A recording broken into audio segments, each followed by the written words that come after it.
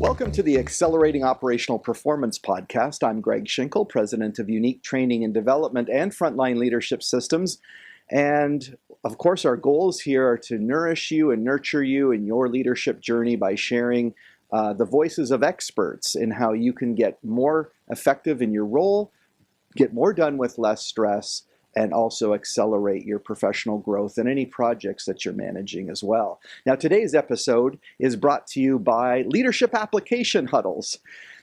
Many of you, if you're a longtime listener, will know that we've talked about our LEAP program, which happens after our formal training is completed, and that's the Leadership Excellence Application Program. And now we have something called Leadership Application Huddles, where we facilitate conversations between the managers and the participants of the training so that they can extend the ROI and impact of that training for months following the training sessions themselves. If you're interested, of course, visit us at our website at uniquedevelopment.com.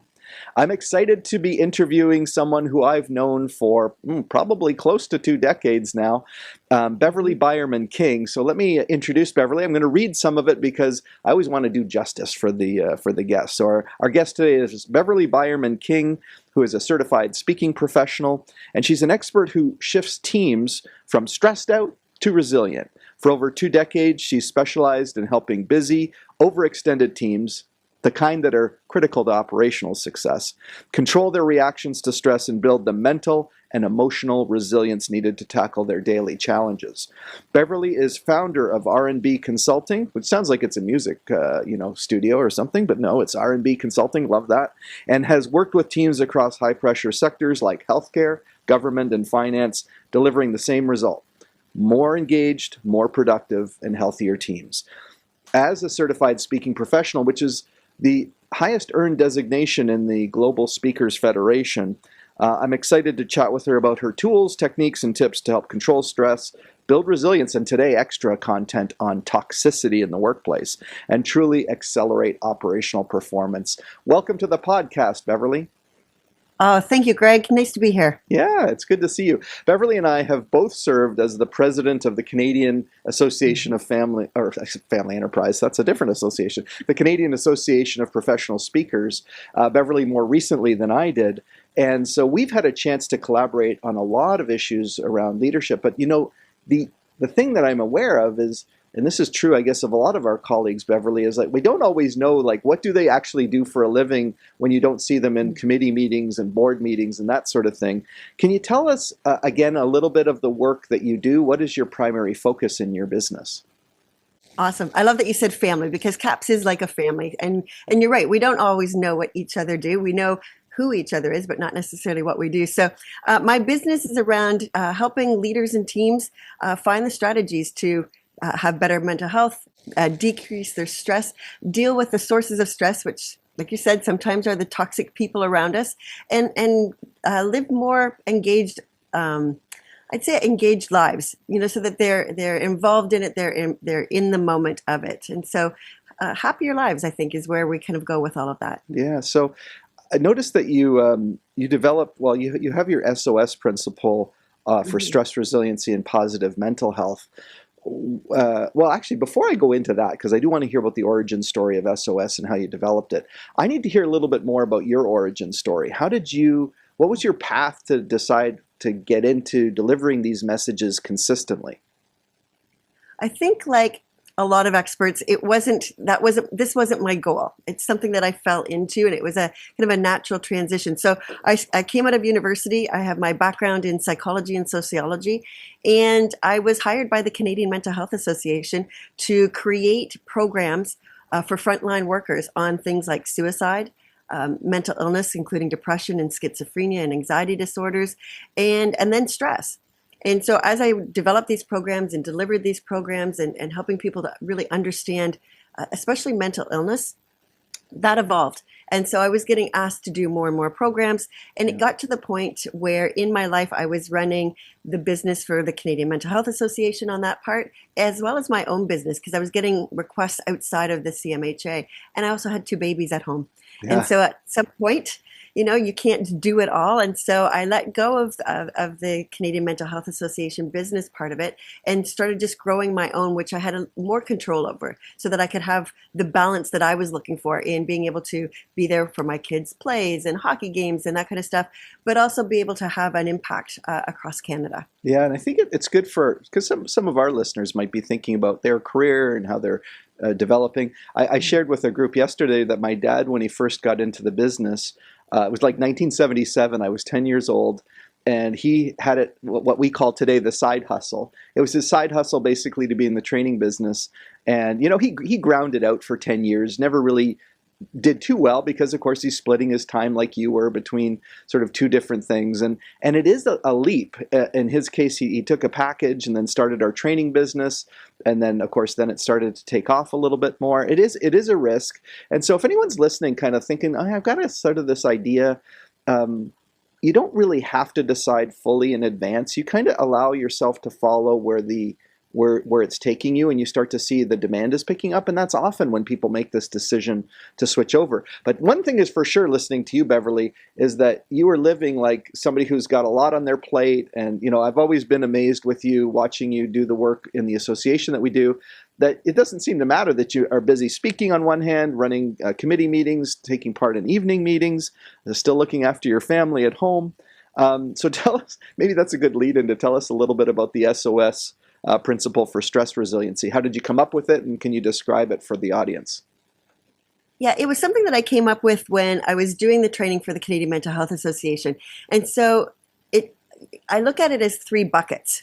And there's these three buckets, and the first S stands for situation, the O stands for ourself, and the last S stands for support. And it doesn't matter if you're talking about dealing with depression, or if you're talking about having too much to do and not enough time to do it in, or if you're in a caregiving situation. We have these three buckets, and anything that you can think of as far as strategies, they fall into these three buckets. And so the three buckets have a question associated with them. The situation, what am I going to do about it? And so those are our problem-solving skills. How can I break things down? How can I deal with this? How can I delegate it? How can I simplify it? But what am I going to do about the thing or the things that are causing my stress? The O is about how do I take care of myself? And it's all the strategies that we hear about, right? Eating right, sleeping right, exercising. What am I doing for fun? Going for walks. All of those kind of connection pieces for taking care of myself. And then the last S stands for support. Who do I talk to? Who do I vent to? Who can mentor me? Who's been there and done that?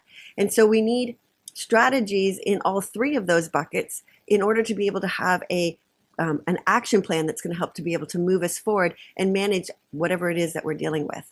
For sure. And by the way, I just want to let the audience know that, again, we're talking to Beverly Beuermann-King, who is available, and you can visit her on her website at worksmartlivesmart.com. Right? I've got that right, don't I, Beverly? Got that right. Worksmartlivesmart.com. You can tell already, and we're going to go deeper with Beverly here, that she is an amazingly energetic speaker who's super smart as well. So let's unpack that a little bit more, specifically in the area of resiliency and mental health. What do you? Well, I should back up and say I've seen that your business is in the sweet spot, probably at least for the last 7 years to 10 years. There's a lot of talk about depression and anxiety levels in young people. I see it in the audiences that we're teaching. They feel overloaded and overwhelmed. So I'm just wondering, can you just start us off with thinking about resiliency and mental health and how those are related?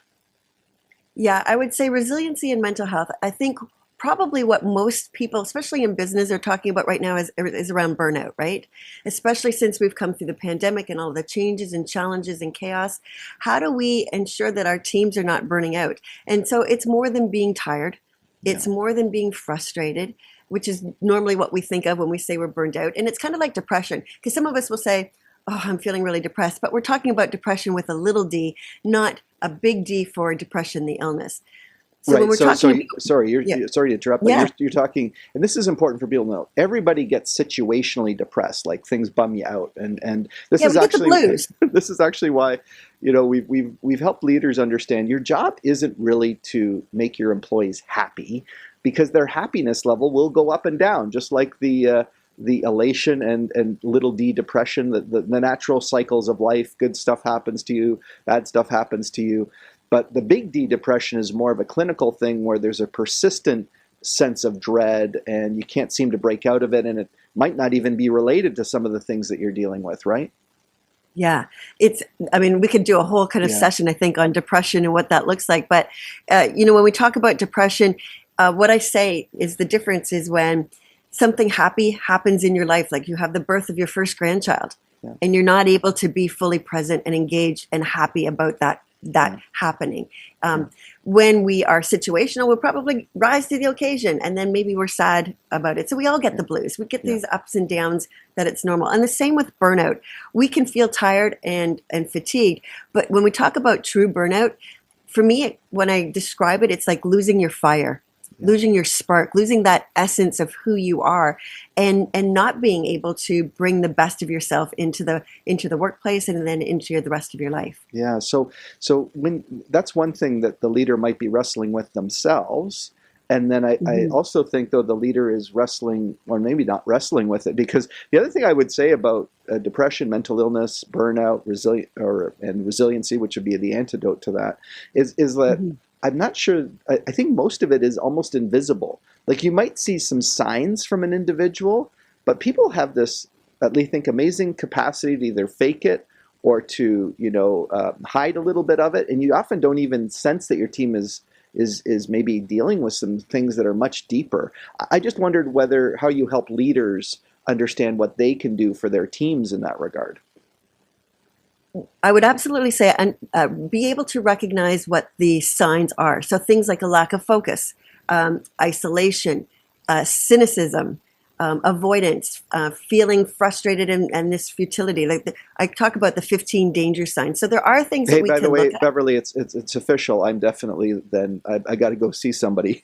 All of the above things, yes. Well, I will say from time to time, although fortunately, knowing people like yourself and others have helped me understand that some of these things are transitory and some of them are longer lasting. And so once you do see these, you said there's 15 different sort of symptoms that you might see, but then what does the leader do as they're noticing that?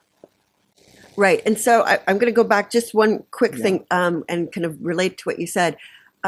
About 80% of us will experience some of those symptoms. Right now, when we look at the statistics, about 80% of us around the globe are experiencing at least some of those symptoms. Around 40%, though, are experiencing moderate to severe. Yeah. So how do you do it is by asking questions. And the one question I hope everybody stops saying is, how are you? Right? It's so easy to say, fine, good.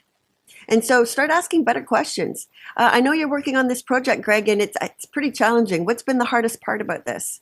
Yeah. How's that going? What kind of an impact is that having? Are you feeling any kind of frustration? Is there anything that we can talk about or that you need help from me from? So we ask better questions. And when we engage in those questions with a sense of curiosity, we're going to hear some things, and people are going to trust that we're not just asking how are you and then moving on to the next person, kind of down the line, that it's a conversation and that you care about them and that you're really trying to figure out how to make it better so that people can bring the very best of themselves into the workplace. Yeah, and I guess you could also notice the small things. In communication, we highlight it as the 3 layers of communication. The cliche stuff is, how's it going? How was your weekend? And because most people, again, say good or fine. I always say, what about that one person who says, well, actually, now that you've asked, my bank account's a little overdrawn, my relationship with my significant other's strained, my kids are being a little bratty, and the dog threw up on my carpet. And you're going, couldn't you just say fine like everybody else? But it is important to, and you can even notice what you're saying is you can notice that people might be getting more withdrawn or more abrupt in their answers, and you have to be aware of that almost on a surveillance basis, or at least paying attention to your team, right? Know your team well enough to know how do they usually respond when they're stressed out. Mm-hmm. Some people, like you said, it may be invisible. They get more headaches or gastrointestinal or something along those lines. Other people get angry and short-tempered and sarcastic, and they have no tolerance left. So when you know your people well enough, you can tell when something's off.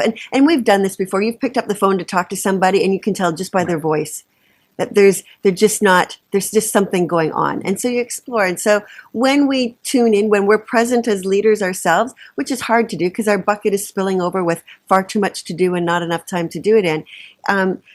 But when we're concerned, when we know we're going through all of these changes and challenges, when we feel like something's off, when we get the hairs on the back of our neck that stand up and say, something's just not quite right, that's when we need to tune in and have those conversations. That's awesome. So one of the areas that I didn't realize that you ventured into is toxicity.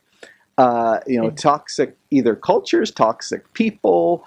One of the areas that we do coaching in is abrasive managers. And I would say that one of the things that causes companies to want to deal with somebody who's being more abrasive or difficult is that it is causing a toxic either subculture in that person's team, or it's just making it really difficult for that person to relate anymore to the people they interact with. Sometimes the toxicity is with their team. Sometimes the toxicity is with their colleagues. And in the worst case, the toxicity is with their manager. What's your take on toxicity and either what causes it? What do you suggest people do about it? It's one of those things that has evolved over the years because I talk about stress and the sources of stress, and this becomes one of the top sources of stress for many people in the organization. And what we know is that toxic people breed toxic workplaces, and toxic workplaces breed toxic people. And so we're continually being impacted and affected by the people around us. Well, hold on a second. I want to ask you about that because I totally get toxic people create toxic workplaces, but to say that toxic workplaces create toxic people, that is an interesting little tag. How does that work? Like, so you're saying you and I are sort of normally like easygoing, happy-go-lucky, easygoing people, and then we're put in a toxic environment, and that changes us? It absolutely does. We catch each other's emotions just like we catch a virus, and we call that the emotional contagion. And so you've seen that before. You've got this person. When I see you on the screen, I smile. I'm excited. I'm excited to see you because we have such a great relationship. Yeah. To be honest, there are other people I see on the screen. And you get that sense of dread, right? That it sucks the life right out of me. Right. Yeah. And so we catch those emotions. And if you're in an environment where that negativity is allowed to fester and to grow and to permeate all aspects of our relationships within the organization, it changes who we are. And you know that when you are dealing with somebody who is negative and difficult, who do we go home and we talk about at the end of the day? Yeah. That one person who's negative and difficult. We may have dealt with 99 wonderful people. We don't talk about them. We talk about that person who's negative and difficult. So now we've just impacted and infected our home life as well because we're bringing all of that negativity with us. Yeah, I think that's the part that, when people talk about compartmentalizing their life and, what happens at work and what happens at home, I think we're fooling ourselves because we're having this one giant emotional experience and interacting with a bunch of people. And you're right. I love how I don't love that it's contagious because that's usually not a positive thing. But, I suppose on the flip side, if you can be the type of person who brings some positive joy in your interactions with people, that can help almost inoculate people against some of the toxicity. So you're actually saying that because if you're sort of exposed to this dread or this toxicness, you're going to become different yourself because of that negative emotion? Yeah, we change the way that we communicate. We change the way that we hold ourselves. Our internal state is different. And so that it permeates out of us, right? And so then it changes the way that we see our work. And I'll give a great example. I had a boss in one when I was working, who I absolutely loved. And that person left and a new person came in. And they were the type of person that didn't tell you if you were doing a good job or a bad job. I never felt like I always felt like I was on shaky ground. Yeah, you felt uncertain about it. Yeah. Yeah, like even though I was doing the exact same thing, I was confident in what I was doing, but the atmosphere changed so significantly that even when I drove into the underground parking to go into the building, I was like, oh. Like I could just feel my whole body. And so little things started to get on my nerves. And that was one of the reasons that I made the decision to leave where I was Yeah. and spend my time on my own business because it was impacting my family. It was Yeah. impacting my health and the way that I saw the world. And I didn't need that in my life. Yeah, so people could take a quick inventory. It's funny that not funny, again, it's sad probably, but it's like the fact that every leader, and you could probably say every person, casts a shadow. So how you are affects the people who interact with you, again, in a positive or negative way. If it's sort of like, somebody got you irritated while you're out grocery shopping, that's fine because, that's only going to be a short intervention. But if you're exposed to that, it's like we can all probably handle tiny amounts of toxicness and it doesn't affect us, but it's when it's sort of relentless. And you're saying even just this uncertainty of not knowing where you stand made you anxious, really, in a way, and made you uncertain. And then because of that, you were like dreading, like, I don't know, am I meeting my leader's expectations or not? So that uncertainty carries through. So I think, the takeaway for leaders here is to understand or even for individuals who are coworkers, it's understand how you are affects how other people are, and so therefore, part of performance is probably related to the effect you're having on others, because if you're, you could argue that, oh, you know what, so I'm a little difficult to deal with. But it's not that. It's that is causing other people to not be able to do what you want them to do, and you're actually the cause of it. Well, and you talked about what does a leader do? And so, first of all, don't ignore it because the problem is we actually reinforce it a lot of times because this person may be a high performer, yet they treat everybody else like crap around them. Your job as a leader is to protect the rest of your team. Yeah. Is to help that team to be engaged. And if something is like a poison within your team, even if it's your top performer on the team, you are better to address it and try to impact it or to cut it away than to let it fester and grow and impact everybody else on your team. Yeah, that's a good point, is that we don't realize that our organization, well, first of all, we don't realize that an organization doesn't have just one culture. It has a series of subcultures. Those subcultures, so you can have pockets of toxicity.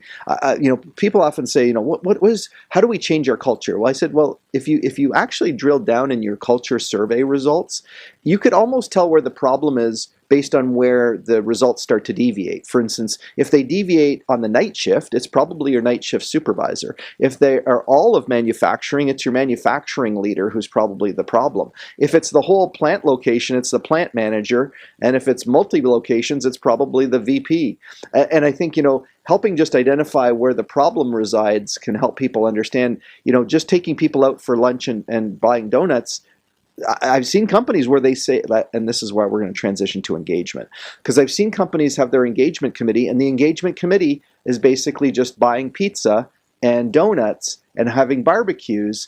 And it's like, by the way, if anyone's listening and they're going, oh, well, I'm on the engagement committee and we do that. And I say, yeah, we take our staff out for socials as well, to build up that camaraderie. But that is not necessarily engagement. Can you go down that path of engagement a little bit more with us? Absolutely. And so for me, it's about being able to bring the very best of yourself to the workplace. And what are the barriers that are stopping you from doing that? And so what's stopping you from communicating? What's stopping you from collaborating? What's stopping you from being innovative? What's stopping you from being curious and challenging, speaking up when there's something that maybe is putting other people at risk? Those are the kinds of things that are getting in the way. And so when I'm going to kind of loop this a little bit, when we talk about toxicity, and that what maybe it's that person. First of all, a leader's attitude, behavior, and mood have a bigger impact than from colleague to colleague. So that's one of the things that we know. And the other thing is how you start your day has a bigger impact than on things that happen throughout the day. Oh, interesting. So for me, being very purposeful as a leader about how you start your meetings, how you greet people. Now, it doesn't mean that you have to be inauthentic because maybe you're having a crappy day. Yeah. But watch that you're not bringing all of that crappiness onto the other people around you. You can say, hey, things are not going so good, or this is not working and I need some help with this. But just being more aware of our presence and what we're bringing in. So kind of flipping that then to engagement, it's understanding, what are the values of the team? Because I'll be brought into an organization and they'll say, we need you to fix somebody because somebody's negative or very toxic. But and so I'll do kind of the background and the questions and the surveys and all those kinds of things. But if you don't have a solid value system for your team, and it may be values that are different than the organization, the values are the rules of engagement. If we haven't defined what that looks like, and if we haven't defined what that looks like when we're not living them, then it's hard to hold people accountable to those standards of behavior. And so one of the big things for me is starting right from the very beginning. What are our values? And they're not something that we pick out of a hat. There's something that we have discussions around, like what are our core, what does it mean to work on this team? Yeah. And then we start to hold people accountable to that. And it doesn't matter if it's a high performer, it doesn't matter if it's a leader. This is what it means, and this is what it looks like when we're living it, and this is what it looks like when we're not living it. And when we do that, that's how we start to build that engagement. Yeah, we often will quote Project Aristotle that Google did when it was trying to sort out the teams that were higher performing from the teams that were lower performing. And although there was a number of factors, people often thought it was like the ones who went out for lunch, from work or had, social time after work, or the teams that had all the smartest people, or that even the teams that had the most diverse people. And it wasn't any of those things. It really narrowed down, and you're highlighting them, is group norms, which is, again, the shared sense of what it takes to belong. By the way, whether those are written down or not, but they're just clearly understood by people.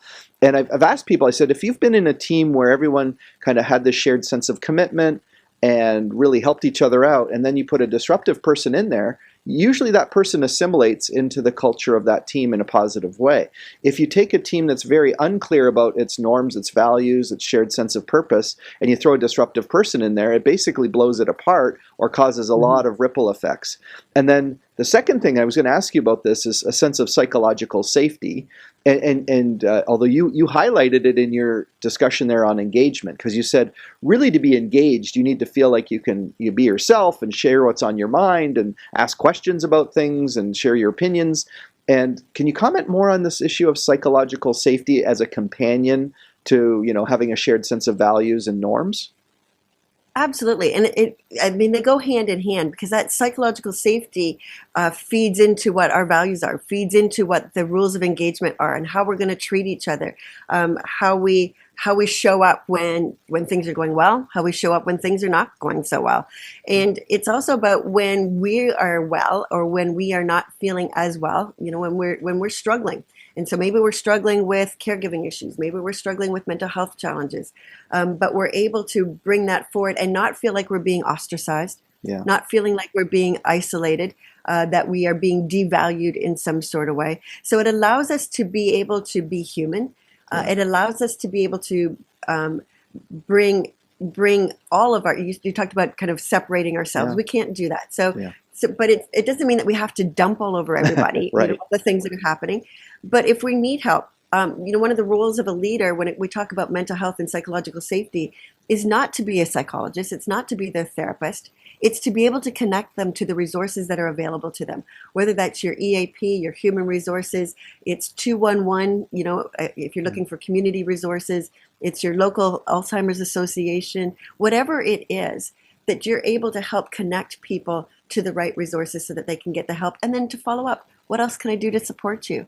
What is it that you need that would make it better for you to be able to do the work that you need to do? Because we still need the work to be done. Yeah. That's not the question. It's not compromising the work. It's how can I help to facilitate the work getting done in a way that works for you and a way that works for the rest of the team. So it's not a frequent thing that comes up, but I've had leaders approach me and say, we have an individual on the team who's been going through some struggles, and we've accommodated some of those struggles, but I can sense that the team is getting a bit resentful because they know this person is being accommodated. And I'm not talking like for a few days or a week, or it sometimes could be many months. And they deal, and of course they have to maintain the privacy. They can't really talk about what that person might be going through. Do you have any suggestions for a leader who is in the process of accommodating? How long do they accommodate? How do they deal with the other members of their team who feel, I don't know, that there's too much being accommodated? Yeah. Yeah. It's and again, I go back to those values because we talk about collaboration and teamwork and all of those, respect, and that as a leader, it's about talking about what is this going to look like when decisions are being made, when people are having challenges. We talk about defining what we mean by fair and equal, because sometimes when we see I'm going to treat everybody fairly, well, that means I'm going to treat everybody equally. No, it doesn't. It means I'm going to do what's right for you at this time, and I'm going to do what's right for you. Now, just because I give this person a day off because they need it right now doesn't mean I'm giving everybody a day off. Yeah. But if there's a circumstance, I'm going to look at, what is the right thing to do. Yeah. And so when we talk openly about these situations, because often, we're not as transparent. And transparency doesn't mean I share all of the details, but transparency is I talk about how valuable people are on our team and how we're working towards, doing this together and in the best way that we can in that engagement. It means I'm going to make decisions that are going to help bring out and help each other to shine. Yeah. And so when we talk like that, then there's not this sense of jealousy. Yeah. There's not, but it also allows for me, who's maybe feeling that way, to say, hey, I've noticed that I'm getting more work lately assigned to me and maybe not somebody else. Can you tell me a little bit about why or how long this is going to last? Or is there something that I can let go of in order to make sure that I'm not overtaxing myself? So it allows for that conversation to take place. Yeah. So one area I want to ask you about, I'm sure it's something you get asked after your speakers again, or your speeches. Again, we're talking to keynote speaker, expert, trainer, Beverly Beuermann-King, and her website is worksmartlivesmart.com. Beverly, I'm sure people come up to you and they go, I'm not in a leadership role. I'm simply a coworker with someone else. They're toxic. My leader doesn't seem to pay attention because the work is still getting done despite the toxicity. What advice do you give to the person who feels that there's toxicity in a coworker, but the management is not doing anything about it, and they feel, that they have no options? Yeah, that's a tough one. I just actually put a document together this week of what to say and what not to say. Yeah. Right, when you're dealing with a colleague or a coworker who's very negative. But it really depends on the situation. But I'd say, first of all, know what your boundaries are. What kinds of behaviors will you accept? What kinds of behaviors will you not accept? Right, and when you're clear on that, then you can start to kind of set those boundaries and be very clear with the other person on those boundaries. The conversation that you have with the leader is around our values and how these behaviors are not in alignment with our values, and how can they help to support you in dealing with this. The other piece is having these sayings in your back pocket. This doesn't work for me, or that's not how I remember it, right? Especially if somebody is very narcissistic or very emotionally abusive. There's certain things that they are good at manipulating. You can't out manipulate a manipulator, first of all. That's one of the things. So don't try to do psychological kind of games and if I say this or if I try to get them into a corner. We just need to be very clear. These are our boundaries. This is what I'll accept. This is what I'm not going to accept. This is what I remember. This is what I don't remember. How can the two of us work together on this in order to complete it in this way? This is my responsibility. I'll take it from here, or this is your responsibility. There's all kinds of things that we can have in our back pocket that can help us to keep those boundaries. It's also about documenting, because a manipulator is really good at spinning those things out of control. So we document, and we take it forward. And at some point, you have to make a decision. And if you're not getting support, if that toxicity is creating all kinds of turmoil and health issues for yourself, it's impacting other aspects of your life, it's impacting the engagement and the joy that you have for your job, then at some point you might have to say, this is not the place that I want to work. Right. If they're not willing to deal with that toxicity, this is not the kind of environment that I want to find myself in. Yeah, I mean, it's less than it used to be. I still see companies will retain a leader who is, and I'm saying a leader who's allowing the toxicity to continue. Again, it's just, I don't know if it's not even necessarily a lack of willpower, although there is some of that. I think it's also just that it's this delineation between the person is generating operating results versus this person is creating a culture of inclusivity, a culture that's positive and contributes to success. And I think maybe it's because of the sense of fuzziness. interestingly enough, that we did a culture survey for one of our clients. We don't do a lot of culture surveys, but we were doing this for one of our clients. And I asked the workers, I said, why we did focus groups, why are your scores so low? And they said, because I have coworkers who are either disrespectful or difficult to deal with, and no one really addresses it. And so it makes it not a great department to work in. Or it's not great to interact with that other department because of that individual. So I hope, Beverly, that this acts as a wake-up call for leaders to, if you sense something's there, if something's smoldering in your team and you hear a bit of it, instead of just ignoring it, you might need to actually deal with it.